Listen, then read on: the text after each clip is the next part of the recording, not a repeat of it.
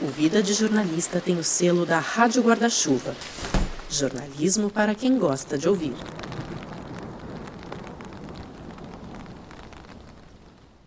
Cara, já tinha uns 12 anos, assim. O papai trabalhava no centro da cidade e havia, eu acho que ainda há, uma banca de jornal em frente ao edifício Avenida Central, ali na Rio Branco. E eu pedi a ele para trazer o Jornal da Tarde e o Estado de São Paulo.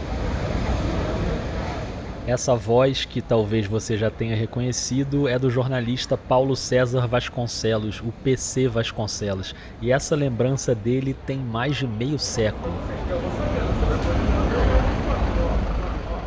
Eu fiquei curioso e resolvi dar um pulinho rápido num endereço bem conhecido no centro do Rio de Janeiro.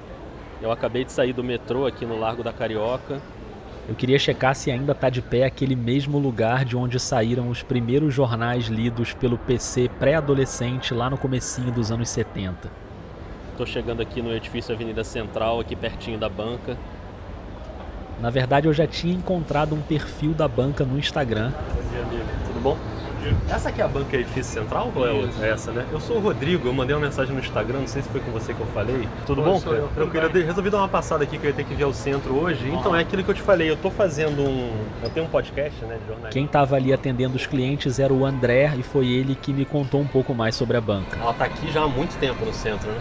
Sim, deve estar desde a década de 50, mais ou menos. E é a mesma família ainda que toma conta, não? Sim, é a mesma família. Você é funcionário aqui, né? Sou funcionário. Quem realmente começou a trabalhar e abriu a banca foi um irmão, o italiano, e aí ele faleceu e é esse outro irmão dele que está administrando, tomando conta da banca. Hoje qual é o forte da banca aqui? O que sai mais aqui? Nossa, aqui são gibis. O forte nosso é gibi mesmo, ele tem um público bom dessa parte de gibis.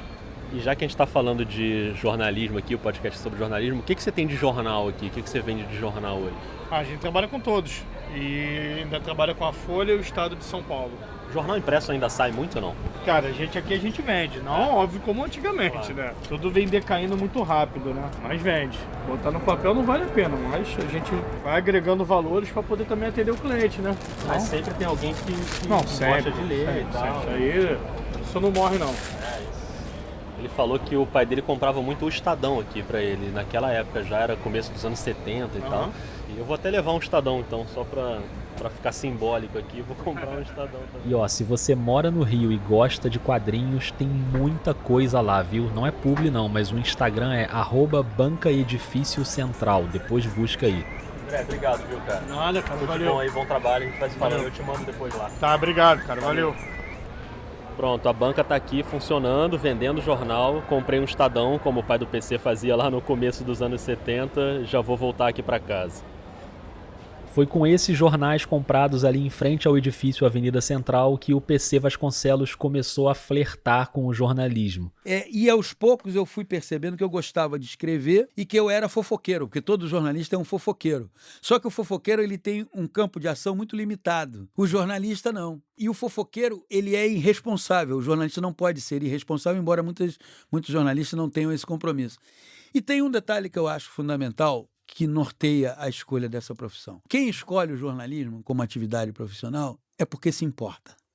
O jornalismo é uma atividade feita por quem se importa. Se você não se importa, você não pode ser jornalista. O que me motivou, basicamente, foi me importar.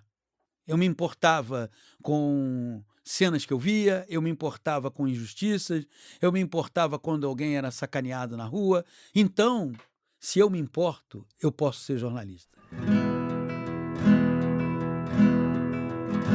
Eu sou o Rodrigo Alves, esse violão que você está ouvindo é do Gabriel Falcão e essa é a temporada de perfis do Vida de Jornalista.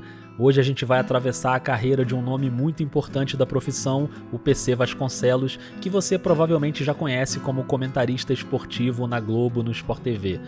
E que também vem de uma trajetória muito rica no jornalismo impresso. Inclusive foi onde a gente se conheceu, porque foi ele que me selecionou no meu primeiríssimo estágio em redação no Jornal do Brasil, lá no fim dos anos 90. PC é um cara cheio de histórias para contar e eu quero saborear cada uma delas junto com você que está aí escutando. Então eu espero que você esteja num lugar bem confortável, ajeita aí o seu fone de ouvido para não perder nenhum detalhe e para a gente entender como o PC se tornou um grande jornalista e um cara que se importa, vamos começar do começo.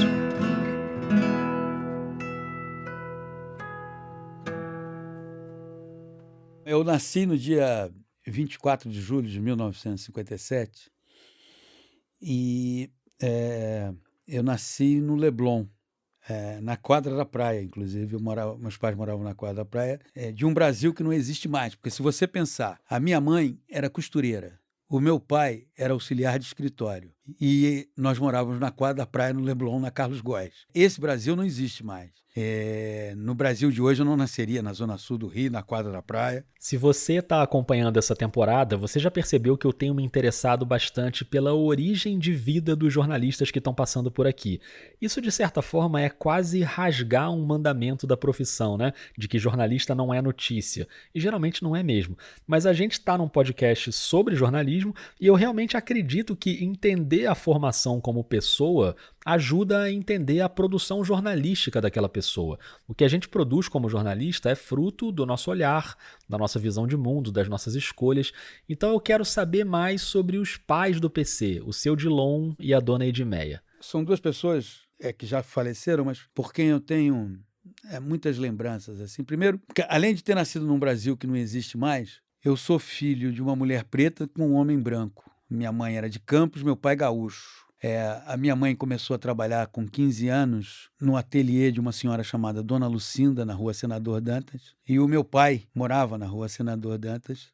O meu pai, ele veio para o Rio, ele era gaúcho de Osório. A história de amor deles eu acho muito interessante, porque se hoje espanta um casal interracial, você imagina em 1955, quando eles começaram a namorar, casaram em 56 e eu nasci em 57. Então eu sempre que lembro deles, e eu lembro com muita frequência, eu os vejo como duas pessoas muito corajosas. E essas duas pessoas criaram o PC de um jeito que deixou as memórias da infância bem presentes até hoje. Foi uma infância primeiro em escola pública, no Colégio Pedro Ernesto, que é ali no Jardim Botânico, no Maitá praticamente, e depois com bolsa de estudos no Colégio Rio de Janeiro. E a faculdade foi com crédito educativo. Uma das coisas que a minha mãe me dizia e que eu absorvi muito bem é de que ela sempre foi muito rigorosa e sempre me incentivou ao estudo e aos livros, a consumir livros. A falecida editora Abril, nos anos 70, ela publicava grandes nomes da nossa história. Era uma série de personagens da história, de Zumbi até Dom João, e a mamãe comprava isso toda semana para eu ler. O meu pai, ele me ensinou uma coisa, ele me disse uma vez uma coisa. Uma vez eu cheguei em casa e mostrei a caderneta para ele e só tinha nota vermelha. Naquela época eram notas vermelhas, eram ruins, e as notas azuis eram as boas.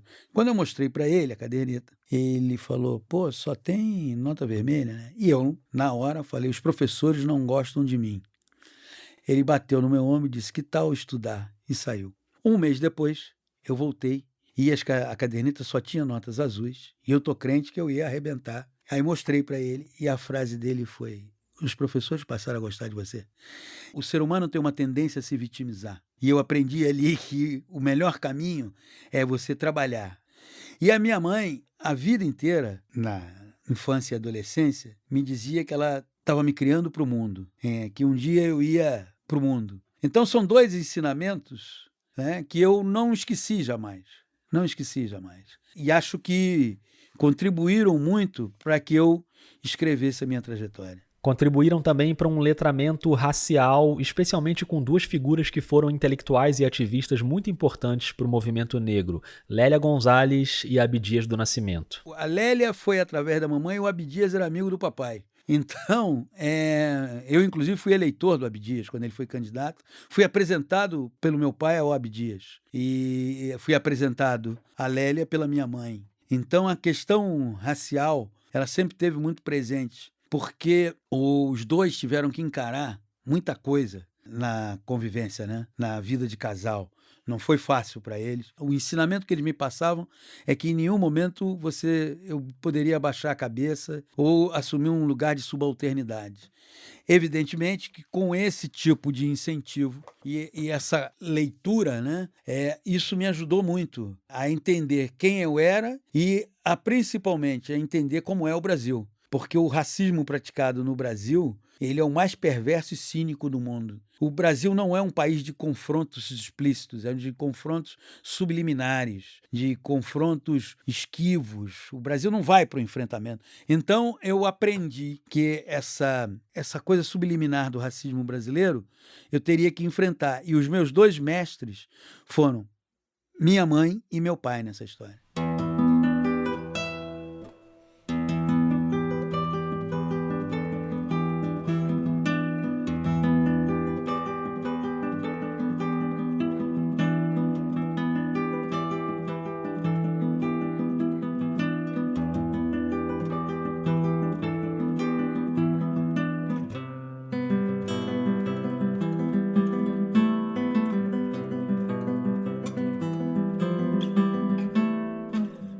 Quando Paulo César entrou na adolescência, ali na virada para os anos 70, começou o flerte com o jornalismo. Seu Dilon passava na banca, levava os jornais para casa, e essa cultura de ler jornal foi se construindo ao mesmo tempo em que a visão de mundo começava a se moldar.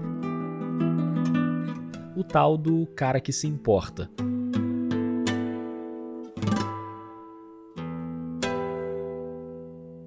Tem muita gente que hoje exerce essa atividade e não se importa. Só se importa consigo mesmo. Mas o jornalismo não é uma atividade para você se importar consigo mesmo. Você se importa com o desmando, com a falta de medicamento, com a falta de material, com o desmatamento da Amazônia, com o descaso em relação à vacinação. Você se importa.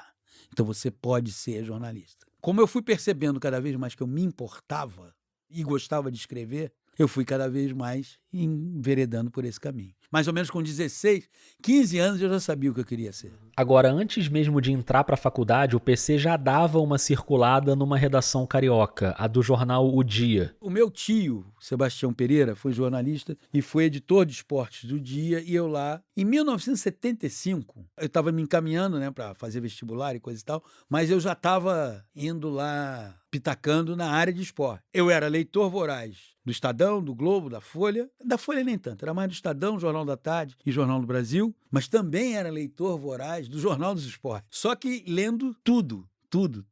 Porque gostava de basquete, remo, turf, eu gosto de corrida de cavalo, vôlei, eu ia ao ginásio da Gávea ver jogos de vôlei, enfim, isso contribuiu muito para a minha formação jornalística. E a formação, de fato, na universidade começou no ano em que eu nasci. Em 1977. Pois é, ele entrou para o Centro Unificado Profissional, a CUP. Era uma faculdade que ficava na Rua Albano, em Jacarepaguá, um casarão, aquelas casas que tinham lá em Jacarepaguá, e era uma faculdade revolucionária, não tinha estúdio de televisão, já você saía, enfim, foi um belíssimo aprendizado, e eu tive, no Centro Unificado Profissional, um time de professores, Jânio de Freitas, Milton Coelho da Graça, Ana Ruda Calado, Luiz Gleiser, Sérgio Santeiro, enfim, eram pessoas, entende, que você bebia naquela fonte, assim, direto, né? Foi uma bênção. Naquele momento, nunca é demais lembrar, o Brasil ainda vivia sob ditadura militar, e isso, claro, era uma questão na faculdade. Era um assunto presente. Nós tínhamos, inclusive, o centro estudantil, chamava-se Onestino Guimarães, que foi um cara líder da Uni, um assunto permanente na nossa vida dentro da faculdade, né? Tinha sempre movimento e era um Brasil começando a sair, a palavra abertura surge no governo do Geisel. O Geisel falava muito, Ernesto Geisel, que foi o penúltimo ditador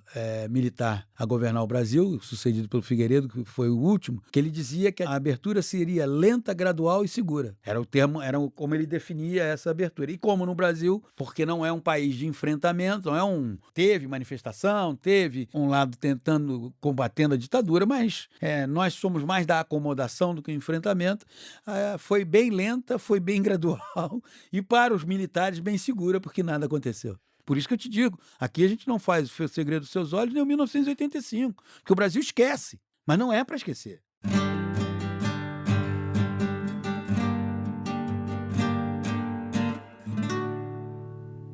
O PC citou aí 2 filmes argentinos que passam pelas questões da ditadura e para seguir contando a trajetória dele, eu quero ficar mais um pouquinho no cinema. Vamos ver se faz sentido esse gancho que eu vou fazer aqui. O filme Argentina 1985 narra a história do julgamento das juntas militares que aconteceu naquele ano. Um ano depois, em 1986, saiu aqui no Brasil um filme chamado O Homem da Capa Preta, que também tem a ver com política, mas de um outro jeito. O diretor é o Sérgio Rezende e o filme conta a história do Tenório Cavalcante, um advogado da Baixada Fluminense que foi deputado estadual e federal pelo Rio de Janeiro nos anos 40, 50 e 60. Este filme conta a história de um homem que sobreviveu a 47 tiros. Estado do Rio, anos 40. Esse é o trailer do filme. Milhares de brasileiros vinham tentar a sorte na cidade grande. Do lado deles só existia este homem. Um homem que não tinha medo. Sua coragem lhe deu o poder e o povo elegeu seu vingador. Tenório Cavalcante é o Homem da Capa Preta. Vocês querem ficar? Pois vão ficar! Muita gente considera que o Tenório foi uma espécie de avô das milícias no Rio de Janeiro. Ele resolvia as coisas na bala e carregava embaixo do paletó uma submetralhadora que ele chamava de Lurdinha. Tem mais um passo, excelência. Ou a Lurdinha vai funcionar. Santo ou demônio? Herói ou bandido? José Wilker agora é Tenório Cavalcante. O Homem da Capa Preta. No dia 3 de fevereiro de 1954, 3 anos antes do PC nascer, o Tenório Cavalcante fundou um jornal no Rio de Janeiro chamado Luta Democrática. Um jornal de forte oposição ao então presidente Getúlio Vargas. Aliás, foi nesse ano que o Getúlio se suicidou no Palácio do Catete, poucos meses depois, em agosto. O jornal seguiu sob o comando do Tenório e em 1970 ele passou esse comando para outras pessoas. Por que é que eu estou contando essa história toda aqui? Porque em 1978 o PC Vasconcelos ainda estava na faculdade, já tinha passado por aquele estágio no jornal O Dia, mas foi justamente na Luta Democrática que ele engrenou de fato no jornalismo. A Luta Democrática, à época, já não era mais do Tenório Cavalcante, o homem da capa preta. Arrendado, né? Por um empresário chamado Boris Nikolaevski. E o clima no jornal já não era de tanto enfrentamento como na época do Tenório. Não, o homem da capa preta já não estava mais lá. Nem Lurdinha. Nem Lurdinha, nada. Não peguei essa época. Sem Lurdinha e sem capa preta, o PC teve ali na Luta Democrática um período de bastante aprendizado. O diretor de redação chamava-se Léo Guanabara, que era um jornalista já veterano, que tinha rodado por várias redações, e volta e meia ele me dava a seguinte missão: ô garoto, liga lá pro JB e fala com o Hélio, para saber lá se tem alguma novidade de política. E eu ligava timidamente. Boa tarde, por favor, o senhor Hélio. Que Hélio? Aí eu, seu Léo, que Hélio? Gaspari, porra! Sabe nada também? O senhor Hélio Gaspari, seu Hélio, aqui é o Paulo C. O que é? E eu aí, não, o seu Léo era tanto seu que eu usava, entendeu? E ali eu fazia de tudo.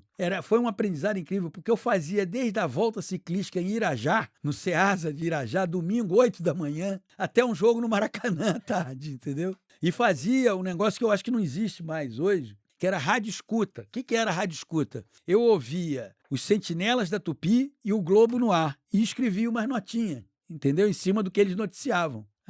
Foi um aprendizado, cobrir manifestação, greve dos médicos, fazia tudo. A volta ciclística em Irajá acabou rendendo frutos. O próprio organizador tomou um susto, porque ninguém ia, e eu fui. Era domingo, 8 horas da manhã, eu morava na Gávea, saí de casa às 6 da manhã, porque eu fui de ônibus, entendeu? Peguei um ônibus, desci no passeio, peguei um outro ônibus, pra ir lá. Quando o cara me viu, o cara, porra, não sei o quê, e aí começou a me dar informações. Aí, a partir dali, eu também, aí é aquela coisa, né? Você também tem que saber o que você quer. O PC foi no diretor de redação e sugeriu de assinar uma coluna sobre ciclismo. Eu sugeri, falei, não podemos ter tanta informação, fazer uma coluna, coisa e tal, e pronto, aí surgiu a coluna. Muito bom. Inclusive eu trouxe para você aqui, eu queria te dar para você guardar de recordação uma impressão da primeira coluna. Olha, coluna. Que legal. Eu não sei se foi a primeira, mas é a primeira que está registrada ali na Hemeroteca. Exatamente. Olha, que barato, obrigado. Aí para você guardar. Vou guardar. Todas as edições da Luta Democrática estão digitalizadas na hemeroteca digital da Biblioteca Nacional, que, aliás, se você nunca deu um pulo nesse site, é um mapa do tesouro do jornalismo brasileiro. A navegação não é das mais simples, mas tem muita coisa boa lá, de jornal impresso, de revista. Aí, antes de ir encontrar o PC, eu passei na gráfica e imprimi em tamanho A3 essa página que tinha a primeira coluna dele, Ciclismo em Pauta. Ficava bem no meio da página, com umas notinhas. Embaixo tinha a coluna Amadorismo, sobre esporte amador, assinada pelo Noli Coutinho, que foi um árbitro de basquete muito importante. Em cima tinha a análise dos 13 jogos da loteria esportiva e no lado esquerdo uma coluna enorme que ia de cima a baixo da página sobre turf, chamada Galopando. E eu também quis imprimir essa página para dar para o PC, porque eu sabia que naquela época ele já acompanhava de perto a impressão do jornal, que era feita na gráfica da Gazeta de Notícias. Havia um secretário gráfico chamado Timpone, e naquela época o perfil dos jornalistas mudou muito. Mas naquela época fazia parte do perfil do jornalista fumar e beber, né? E nem sempre, quando a luta ia rodar, o Timpone estava puro. E aí o Léo Guanabara falou, pô, tem que acompanhar. Eu falei, eu vou. Então era uma loucura, porque o meu dia começava às 6 da manhã, eu ia em frente ao shopping da Gávea para pegar uma carona para ir para a faculdade. Aí ia para a faculdade. Saía da CUP, meio-dia, aí pegava outra carona para pegar um ônibus e chegar na Luta Democrática. Aí da luta, eu ficava até umas 8 da noite, fechou, eu ia para a Gazeta, na Leandro Martins, para ficar lá acompanhando, e naquela época era linotipo, tem que cortar, usava estilete, papapá, parará, e eu fui aprendendo. Eu saía mais ou menos da Gazeta, meia-noite, ia para a Avenida Rio Branco, não tinha metrô, ia para a Avenida Rio Branco, pegava um ônibus para ir para casa, chegava em casa 1 da manhã, para acordar, entendeu? Mas, enfim, tô aqui, né?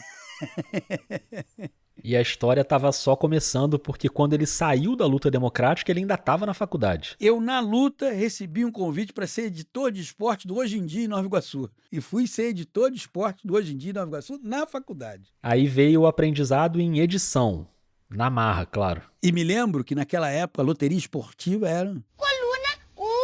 Bom, você lembra que eu falei ainda há pouco que a Luta Democrática publicava a análise dos 13 jogos da loteria esportiva. Era uma coisa muito importante, todo mundo ia na lotérica para apostar em cada jogo, se ia dar coluna 1, coluna 2 ou coluna do meio. Tinha a famosa zebrinha do Fantástico dando os resultados no domingo. Vamos aos resultados de hoje.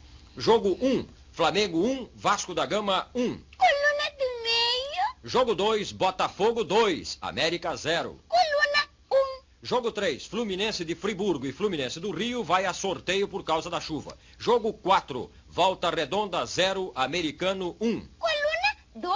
Jogo 5, Vila Nova... E eu um dia fechei uma edição sem a loteria. Aí eu tô pegando o ônibus para ir pro centro de Nova Iguaçu. Voltei. Aí peguei o diagramador, que era o Coutinho. Falei, Coutinho, porra, não sei o que. Ainda não, então vamos fazer, peraí. Mas é óbvio que eu ouvi muito, né? Pô, até um mané mesmo. Hein? Aí foi um período, dali eu fui pra Rádio Nacional. Fui pra Rádio Nacional porque o Zé Carlos Araújo, ele tinha saído da Globo e foi o primeiro voo solo do Zé Carlos como chefe de equipe. Foram pra Rádio Nacional o Zé Carlos, o Denis Menezes e o Washington Rodrigues. Fui para a rádio para ser coordenador do Mundo da Bola às 6 da tarde, com Washington Rodrigues, que tinha aquela vinheta, o mundo da bola, esporte, o mundo da bola vai começar. Aí parava e entrava a vinheta, Washington Rodrigues. Vamos aos destaques do programa No Mundo da Bola, começando pelo Bangu, J. Santiago. Índio não quer banco, Índio quer jogar contra o americano. Fluminense, Jaime Luiz. Fluminense não sabe onde treina amanhã. Aí às 8 da noite tinha o Nacional no Esportivo, que era com Vitorino Vieira e José Jorge, e às 11 da noite Nacional Esporte, que era com Sérgio Moraes, e eu fazia isso, e no fim de semana fazia rádio escuta. Também fui acumulando experiência e história, por exemplo, no Mundo da Bola, era o Zildo Dantas cobria o Flamengo, e o slogan era, nem o sol cobre melhor o Flamengo do que Zildo Dantas. E aí as manchetes eram gravadas. E aí, vamos lá, Zildo. Tem essa notícia aí, então, o Flamengo tá querendo trazer o Mastrangelo. E gravada no orelhão, né? Não é negócio de celular, essa maravilha. Aí, então vamos lá, Zildo. 1, 2, 3. Zildo. Hã? Zildo, 1, 2, 3 e você grava. Tá bom. A notícia é o Mastrangelo, que o Flamengo está interessado. Exato. 1, 2, 3. Aqui, Gávea. Flamengo interessado em Mastrangelo.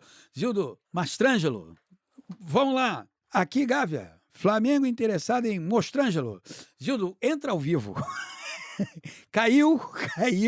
Você entra ao vivo, entendeu? E Sai do orelhão. Infelizmente eu vou ter que pedir para você explicar o que é um orelhão, porque talvez alguém não saiba. Então, hoje o orelhão era o celular dos repórteres da época. Por quê? Eu me lembro que da Nacional eu fui para a Última Hora e passei a cobrir o Vasco na Última Hora, e eu saía da redação. Rodrigo, vou te dizer, eu acho que eu levava umas 30 fichas, porque tudo no Vasco só acontecia a partir de 7 da noite.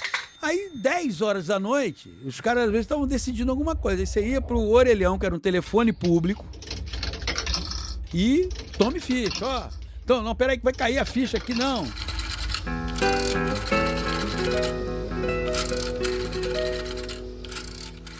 Nessa passagem pela Última Hora, em 1979 e 80, o PC não cobriu só Vasco. Na Última Hora, por exemplo, eu cobria carnaval. Tanto cobrir escola de samba, quanto um dos maiores desafios que hoje não se tem mais, que é cobrir baile de carnaval. Tradição do carnaval carioca, a cada ano ganha mais destaque. Os foliões brincam até o sol raiar. E aí um dia eu fui escalado para cobrir o baile do Monte Líbano, acho que era Noite em Bagdá, alguma coisa assim, se eu não me engano. Nesta terça, ao vivo, direto do Clube Monte Líbano, no Rio de Janeiro, uma noite em Bagdá. Nesta terça, a partir de meia-noite. E aí eu perguntei, mas vem cá, como é que é esse negócio aí? Aí a pauta é, você tem que ver as músicas que mais animaram o salão, movimento nos bares, as fantasias predominantes, aí você conta essa história. Aí eu fui lá, não, sempre que tocava Mamãe Eu Quero, o salão...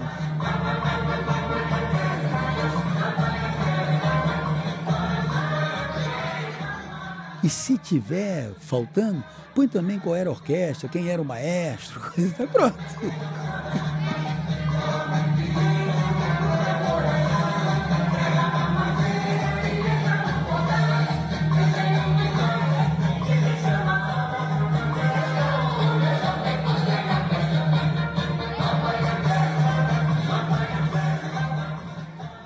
Agora vamos do Carnaval para a Copa do Mundo.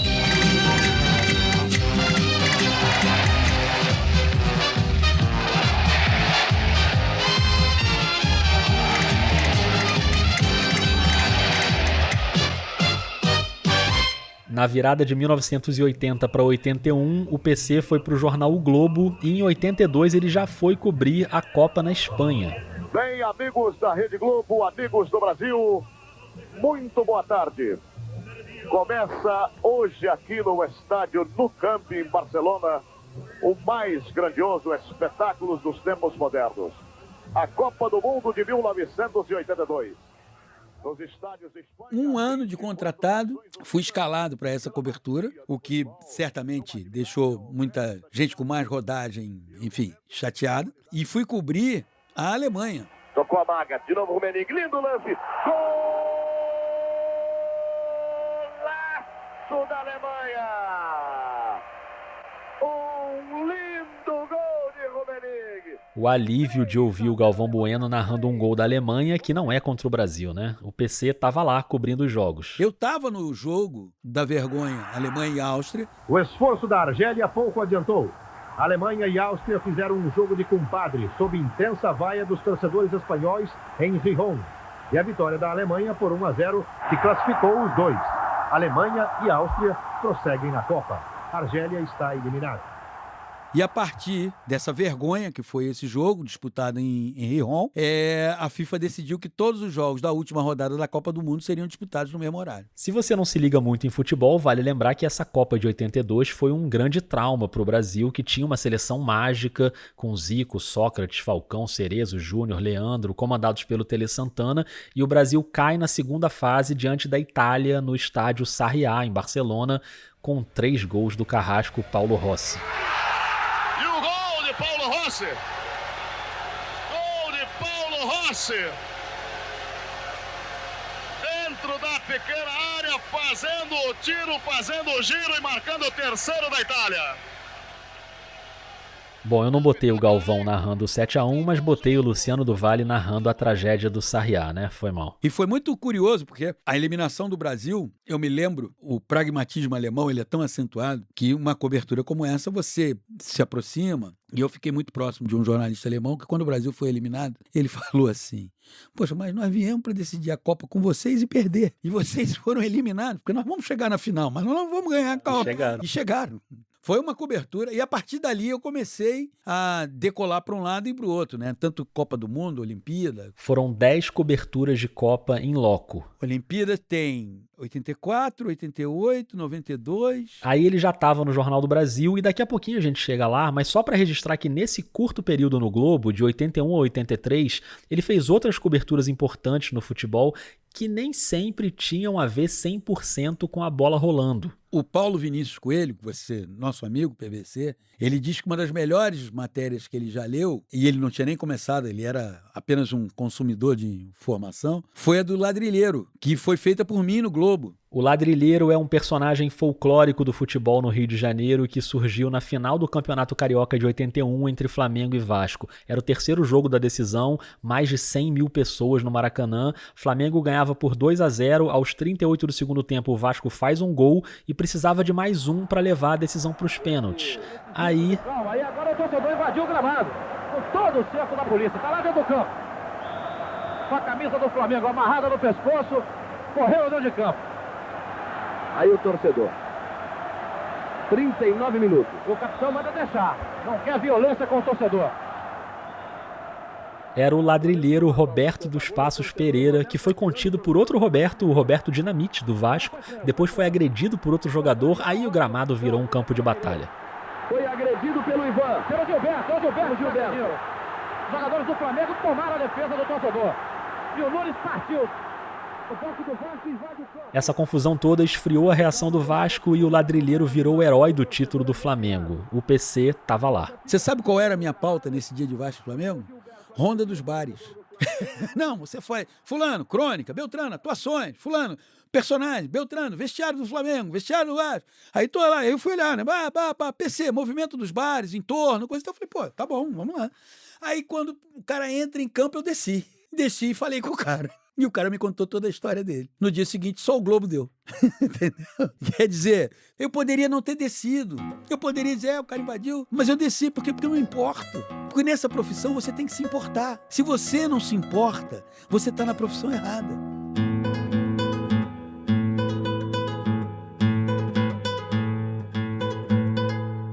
O esporte surgiu e por ele eu trilhei.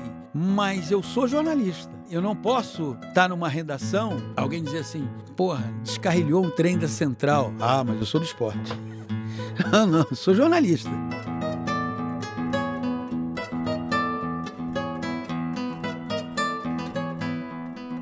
Foi esse PC Vasconcelos preocupado com a essência da profissão que eu tive a sorte de encontrar no fim dos anos 90. Depois do Globo, ele já tinha ido para o Jornal do Brasil e em 1998 eu estava terminando a faculdade e fiz a prova de estágio do JB. O PC, além de trabalhar na editoria de esporte, era quem coordenava o programa de seleção de estagiários. Era um processo complicadíssimo, com várias fases, levava meses e no fim das contas ficavam 30 estudantes que entrariam no jornal ao longo daquele ano. Foi o PC que escolheu esses 30. Primeiro eu vou te dizer, eu te escolhi porque você se importa. E isso ficou muito evidente no todo o processo de trabalho. Eu acredito que em 48 anos de carreira, e uma boa parte dela como chefe, ninguém vai dizer assim, pô, esse cara veio, parece que tá deitando cátedra pra cima de mim, sabia? Pô, ele fala como se eu sei e você não sabe. Não, eu tô até hoje aprendendo, mas aprendi algumas coisas que eu posso compartilhar. Agora, eu só vou conseguir compartilhar, e esse compartilhamento só vai ser absorvido se eu tiver uma postura que não pareça eu sei e você não sabe. Um dos maiores erros que o ser humano comete é que ele esquece de se colocar no lugar do outro. Você gostaria que fizessem isso com você? As pessoas têm sempre que se fazer essa pergunta. E elas não fazem. Ah, não gostaria, então não faça. Então não faça. Essa passagem do PC pelo Jornal do Brasil coincidiu com o trabalho dele na ESPN, que aliás começou num dia em que ele recebeu uma ligação do José Trajano, que era o diretor e um dos fundadores da ESPN. É a cara de José Trajano a história. Porque eu tô lá fechando, toco o telefone. Paulinho, Trajano. Isso ainda era 1995, a ESPN estava começando. Eu chamo ele de seu Zé. Fala, seu Zé. O negócio é o seguinte, amanhã tem um Botafogo e Santos aí, primeiro jogo da final do Campeonato Brasileiro. Você comenta pra mim lá na ESPN? Eu falei, ô, seu Zé, eu nunca comentei. Não, mas tu sabe falar? Você se expressa direito, erra no português? Eu falei, não, então vai lá e comenta, pô. Aí fomos eu e Milton Leite. Só uma final de Campeonato Brasileiro. Só o primeiro jogo da final do Campeonato Brasileiro. E aí começou, entendeu? Agora, o esporte chega melhor até você pela ESPN Brasil.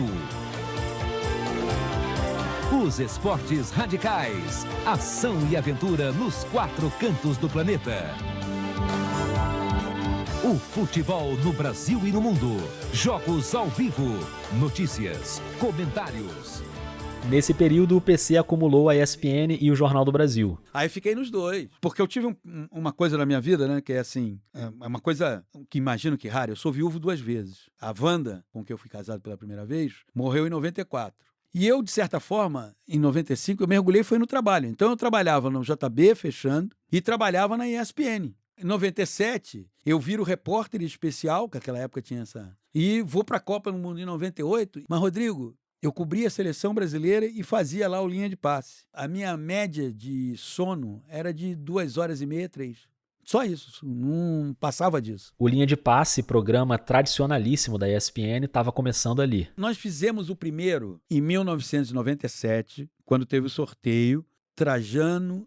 Milton Leite, que tinha narrado com o PC aquela final do Brasileiro em 95. Eu, Tostão e participou o Reale Júnior, fizemos em Paris. E no sorteio, em Marseille, aconteceu uma das histórias mais engraçadas, porque terminou o sorteio, cobri para o Jornal do Brasil e ESPN. Nós fomos jantar, entramos no restaurante, Tostão entrou na frente, Tostão, Milton, Trajano, eu por último aqui. O dono do restaurante, quando eu vi, Tostão, que maravilha, Copa de 70, papapá, parará. O cara era um chileno, se eu não me engano. Parará, o Tostão ali, o Tostão sempre muito tímido, né, não sei o quê. Aí passou. Quando o cara me vê, Jairzinho! Tostão e Jairzinho. Pergunta se eu desmenti. Nananina, não.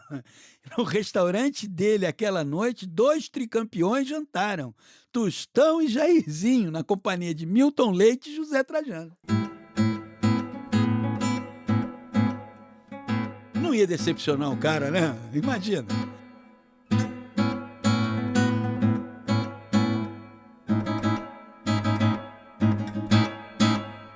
Depois da Copa de 98, chegou um convite que não tinha nada a ver com esporte. Chefiar a editoria Rio da TV Globo. E nós fizemos coisas boas lá, cara. Nós tínhamos um viés de jornalismo comunitário e era um jornalismo combativo ali. A gente entrava, começava no Bom Dia Rio, mas o RJ do meio-dia já era... Era o começo de uma tradição da Globo com o jornalismo local comunitário. Começou ali. O chefe era o César Seabra e já estava na TV Globo como diretor de jornalismo o Evandro Carlos de Andrade, que dirigia a redação do jornal o Globo quando o PC passou por lá no esporte, lembra? E o Evandro lia o caderno de esporte de cabo a rabo, de tudo.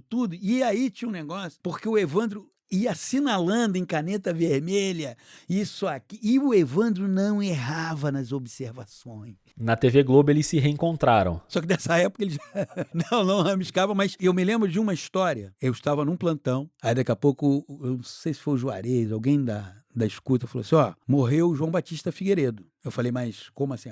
Ah, Tupi deu. Vamos dar? Plantão? Esse é um momento que eu peço para você que está ouvindo, tenta se imaginar dentro da redação da TV Globo, na hora em que a Rádio Tupi noticia a morte do Figueiredo.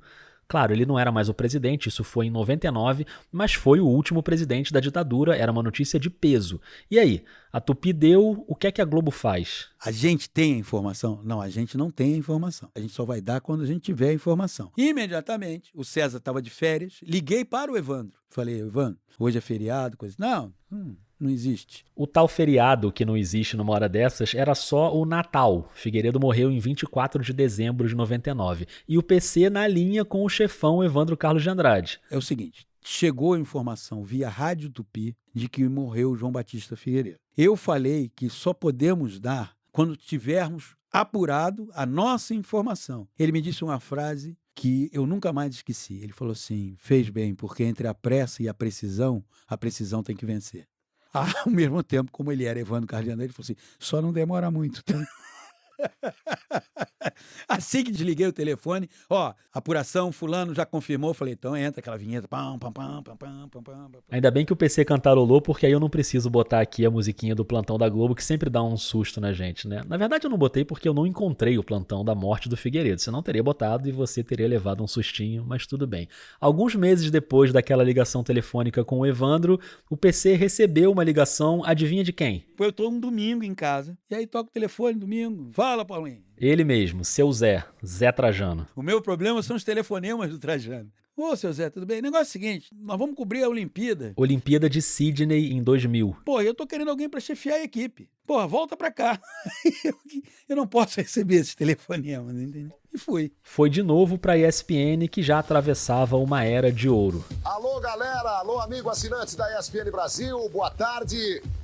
Hoje eu não trouxe o relógio, por favor, que horas são? Meio-dia aí. Em 2004 vem outro convite agora do Sport TV, e para uma função dupla. Chefe de redação e comentarista. Fiz de tudo lá, né? Com as duas funções. Esse acúmulo não era simples, né? Claro, tem gente que acha que o trabalho do comentarista é só ligar o microfone e sair falando, mas não é. Porque hoje em dia tem muita gente que quer ser comentarista. Entende? Não, você não é assim. Antes disso tem muita preparação, muita técnica e muita percepção de entender para quem você está falando. Você tem que falar com a pessoa que está em casa. Quando você começa a falar para sua bolha, você não está se comunicando bem. E como hoje, com a questão abrangente das redes sociais, aí você faz um comentário. A tua bolha diz, pô, você foi ótimo.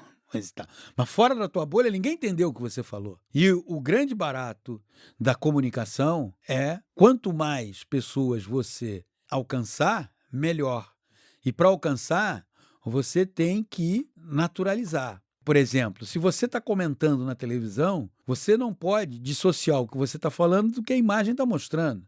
Você trabalha com a imagem. E muitas vezes você tem um comentário que a imagem está rolando e eu estou falando porque é o que eu acho. E aí, quem está em casa? Como é que fica essa pessoa que está em casa? Nesse tempo todo de Sport TV, o PC comentou muito jogo, participou de muitos programas, foi muito marcante no Bem Amigos com o Galvão, uma trajetória muito sólida como comentarista esportivo. O Flamengo venceu, não jogou para vencer, não teve um desempenho para vencer.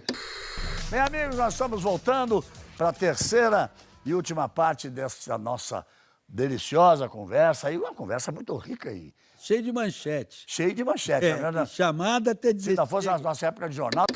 O culpado por aquela derrota foi o Barbosa, e aí começou-se, nesse perverso e cínico racismo brasileiro, a se difundir a ideia de que negros não eram confiáveis.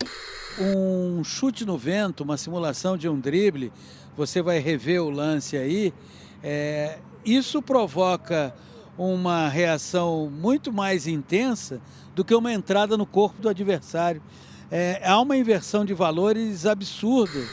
E quando chegou em 2018, já com mais de 4 décadas de profissão, ele resolveu dar uma respirada. Tá cansado. Tava cansado.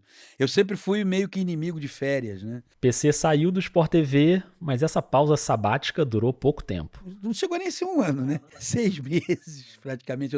Eu me despeço no último Bem Amigos de 2018 e eu volto em julho de 2019. E no ano seguinte tem a pandemia. Como é que foi a pandemia pra você, assim? Tanto na questão da sua vida pessoal, como essa coisa do trabalho remoto, de casa. Como é que você atravessou A questão da vida pessoal, outro dia eu estava lembrando dessa história. Eu corro, né?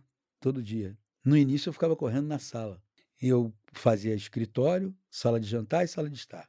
Aí depois deitava, fazia abdominal. E acho que o Sport TV teve uma sacada genial com a reexibição dos Jogos de Copa do Mundo. Até para sua geração poder ver e a gente poder narrar.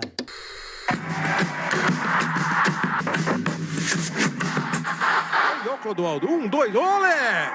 Olé! Estamos no México. Olé! Rivelino, agora preste atenção na pintura. Jair, vai pra dentro. Saiu do Faquete. Pelé, precisa nem olhar, Rei. Que o capitão chegou pra fuzilar pro gol! Ela teve um alcance para quem estava em casa, as pessoas estavam desesperadas. E, além de tudo, o clima no Brasil, não só pela pandemia, era o pior possível, não é? Era um clima de negacionismo, de desorientação, entende? O jornalismo teve que assumir um papel ali, não só nessa questão de entregar alguma coisa de entretenimento para as pessoas que estavam em casa, mas de serviço mesmo, serviço? Né? No jornalismo no geral. Se importa, momento. Né? Quando você se importa, você faz isso, você orienta, você esclarece. Foi um jornalismo fundamentalmente esclarecedor. As pessoas estavam desorientadas. Você via, fulano morreu, eu perdi amigo, isso não é uma particularidade minha. Várias pessoas. E a gente vendo o que acontecia, um culto à desinformação. Não é? Isso foi muito doloroso. E não é para ser esquecido a responsabilidade de quem praticou isso. Não se pode esquecer.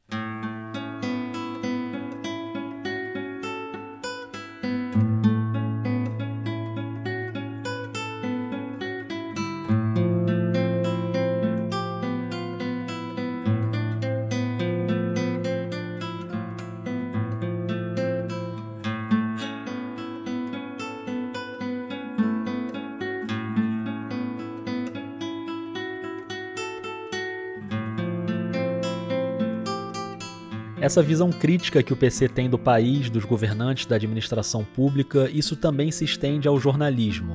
E a gente vira e mexe cai nesse tema aqui no Vida, né? A necessidade de pensar o jornalismo para entender o que é que tá bom e o que é que tá faltando.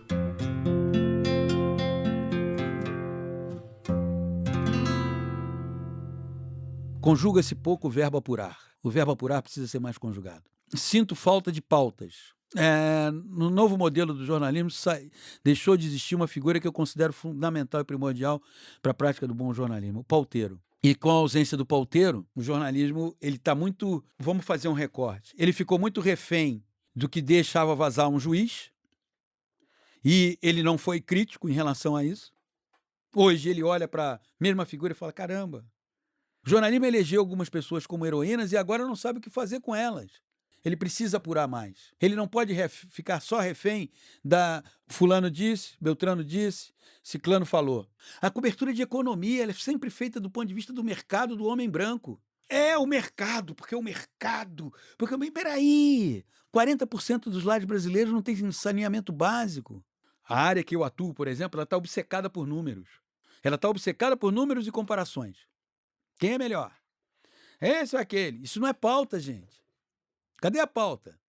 Eu confesso a você que o jornalismo ele mais me aborrece do que me alegra. Ele é muito mais hoje um jornalismo de opinião do que de apuração. Não, nada contra o exercício da opinião. A opinião é importante, ela contextualiza, ela chama o consumidor da informação, mas a apuração é fundamental. E ele dá um exemplo que acontece em todo jogo de futebol. Toda quarta e toda quinta, todo sábado e todo domingo, 22 jogadores entram em vários campos brasileiros.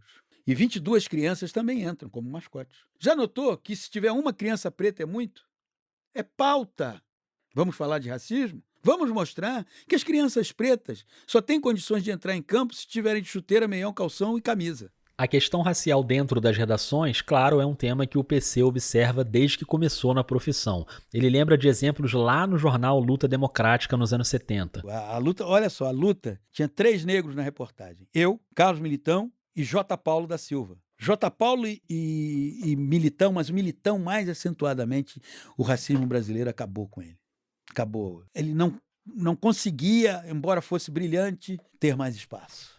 Até hoje é gritante a falta de diversidade no jornalismo, não só racial, né, de tudo. A gente teve um episódio aqui no Vida só sobre esse assunto, o episódio número 100, Diversidade e Inclusão no Jornalismo. Se você não ouviu, depois busca aí.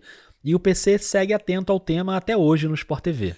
Eu, durante muito tempo, eu fui o único comentarista negro. Pela primeira vez, histórico na televisão, um negro narrando e o outro negro comentando. Fomos eu e Júlio no Vasco e Flamengo. O Júlio é o grande Júlio Oliveira, narrador. Esse jogo foi em 2011. Aquele Vasco e Flamengo que o Ricardo Gomes teve o derrame. Foi a primeira vez. E de lá para cá, o Sport TV, o Grupo Globo, na área de esportes, foi aumentando. Hoje o jornalismo da Globo tem um grupo reunindo todos os profissionais negros das redações do grupo, eles promovem encontros, discussões e se apoiam, né? E no esporte tem um projeto que começou como podcast e hoje é bem mais que isso, que é o Ubuntu. Ubuntu Esporte Clube. Nós somos o esporte. O esporte somos todos nós. Salve galera, começando mais um Ubuntu Esporte Clube. Eu sou Marcos Luca Valentim e bom dia, boa tarde, boa noite, boa madrugada, não importa a hora que vocês nos escutem, nos ouçam, nos vejam. Vou apresentar a mesa primeiro aqui, que agora está. Eu te diria que foi o melhor projeto jornalístico que eu vi nos últimos tempos. O Ubuntu. O melhor projeto jornalístico dos últimos tempos. Com o Marco Luca Valentim, o Pedro Moreno, a Rafaela Serafim, o Diego Moraes, o Thales Ramos. Só gente capaz e competente ali. Nesse episódio que a gente ouviu um trechinho, o Ubuntu recebeu a ministra Aniele Franco para falar sobre o caso de racismo contra o Vinícius Júnior, um caso recorrente, como também é recorrente a ginástica de escala que o jornalismo televisivo brasileiro precisa fazer para colocar pessoas pretas na bancada quando é para comentar racismo. E não só no esporte, na TV em geral, sem falar que essa ginástica só acontece quando o tema é esse, né? Para comentar política, cultura, economia, aí as grandes redações acham que não precisa ter pessoas negras na bancada. No caso do Vini, a gente ia zapeando os canais e isso estava bem nítido. A maioria dos programas era gente branca falando de um episódio que envolvia um homem do povo preto, um jovem do povo preto. Entende? Aí temos que nos solidarizar, coisa também. Mas uma semana depois o assunto já esfriou e as bancadas voltam a ficar quase totalmente brancas de novo. Pelo menos, como a gente viu hoje, o jornalismo brasileiro ainda tem gente que se importa. Eu estava indo pro canal no domingo agora, não no sábado. Eu falei, cara, sábado... E eu falei, esse cara estava indo, né? Eu falei assim, cara, eu gosto disso. Sábado, sol ali, eu gosto disso, né? Quando começar a deixar de gostar, eu acho que é parar de fazer. Não, mas a gente gosta também, então continue. PC, obrigado. Obrigado, digo eu, foi ótimo. Adorei você aqui, obrigado. Maravilha, poxa, eu que agradeço. Precisa fazer uma foto nossa aqui para registrar, vamos fazer.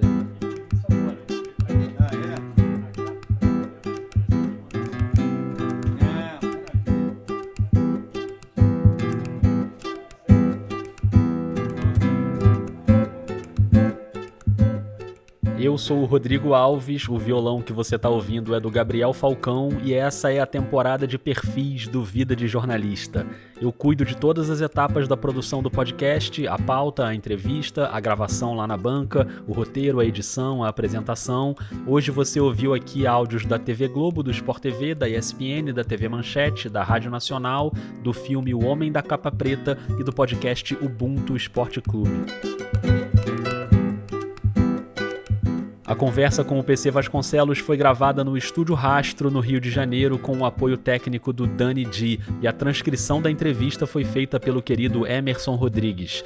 Tudo isso só é possível porque o Vida de Jornalista é financiado pelos ouvintes. Eu agradeço demais às apoiadoras e aos apoiadores e convido você, que ainda não apoia o Vida, para dar uma olhadinha nos planos mensais. Esse apoio é muito importante para a sobrevivência do podcast. É só buscar pelo nome na Orelo, no Catarse ou no PicPay. Além disso, claro, espalhe a palavra por aí e me conta o que você achou do episódio.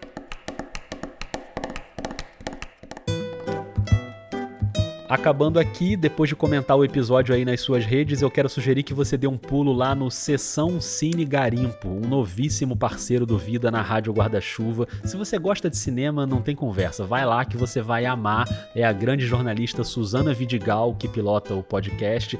Os episódios são curtinhos, são gostosos de ouvir, tem uma ambientação de sala de cinema, é legal demais. Sessão Cine Garimpo, procura aí no seu aplicativo, vai lá escutar. E claro, a Rádio Guarda-Chuva tem um monte de podcasts jornalísticos para preencher o seu fone de ouvido, você já sabe, né? A temporada de perfis do Vida continua, vem mais episódio por aí, me fala o que é que você tá achando e a gente vai trocando essa ideia, combinado? Um beijo, um abraço e até o próximo episódio.